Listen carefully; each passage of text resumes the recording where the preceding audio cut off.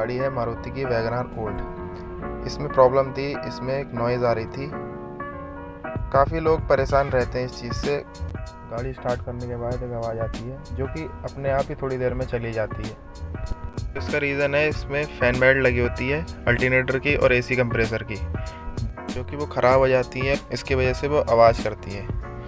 तो अब हम इसमें न्यू फ़ैन बेल्ट इंस्टॉल करेंगे। तो गाड़ी हमारी बिल्कुल ओके हो चुकी है। ऐसी इंटरेस्टिंग वीडियो देखने के लिए हमारे चैनल को सब्सक्राइब करें और हमारी वीडियो को लाइक, कमेंट, शेयर करें।